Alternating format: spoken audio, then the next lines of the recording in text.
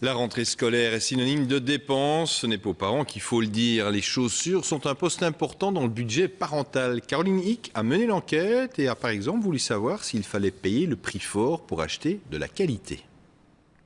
Classique ou à paillettes, look à la mode ou carrément animal, à chaque saison, la chaussure pour enfants sort le grand jeu. À l'approche de la rentrée des classes, les parents investissent les magasins avec une idée souvent bien précise. On regarde plutôt des chaussures d'automne entre soit des petites bottines courtes, soit des petites chaussures à boucles. Il faut que les chaussures tiennent bien le pied, ça c'est la première chose, qui soit bien tenue, et ensuite qu'elles soient assez résistantes et aussi un joli look. Un coup de cœur qui a un prix, 60 € pour ce petit modèle en cuir, jusqu'à 150 € la paire plus luxueuse. Une dépense qui se justifie selon cette commerçante. Si on veut une chaussure faite en Europe, cuir, doublé cuir, on monte vite à 100 €. Oui, c'est un gage de qualité parce qu'on a des bonnes peausseries, elles sont tannées avec tout le soin et toutes les règles obligatoires en Europe. En quelques années, l'offre a explosé. Rien que dans ce centre commercial, on trouve une dizaine de magasins qui vendent des chaussures pour enfants. Ici, autre ambiance. Qu'est-ce que tu voudrais comme chaussures? Ceux-là. Et pourquoi t'aimes bien celles-là?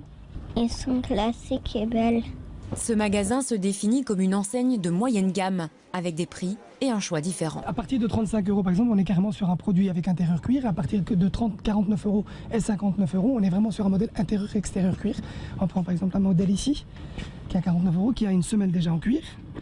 Et donc, voilà, qui est un produit vraiment de qualité, on est à 49 €. Pour ce gérant, si d'autres magasins pratiquent des prix plus élevés, ce n'est qu'une question de marque. En faisant abstraction à la marque, là vous pouvez avoir un produit de grande qualité et qui est relativement dans une tranche de prix entre 39 et 59 €. Et ce point de vue, cette jeune maman le partage. C'est de l'argent gaspillé, vu le niveau où le pied grandit, la vitesse où ça grandit, c'est pas la peine d'investir autant pour des souliers. Mais toutes les chaussures se valent-elles?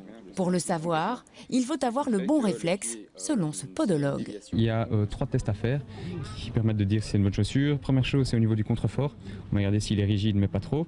Deuxième chose, on va regarder au niveau de la torsion latérale. Il faut qu'il y en ait une mais pas trop non plus. Et on va regarder où elle se plie au niveau de la chaussure. Il faut que ça se plie sur le tiers antérieur. Peu importe la marque, le modèle, le prix, il y a vraiment ces 3 tests à effectuer et on saura dire si oui ou non c'est une bonne chaussure. Ce modèle-ci est donc à éviter absolument car il ne maintient pas le pied. Attention aussi aux matériaux utilisés, le carton se déforme et le plastique fait transpirer. Avant le look, c'est à la qualité de la chaussure qu'il faut être vigilant, au risque de voir l'enfant développer à l'avenir des problèmes de genoux, de hanches ou de dos.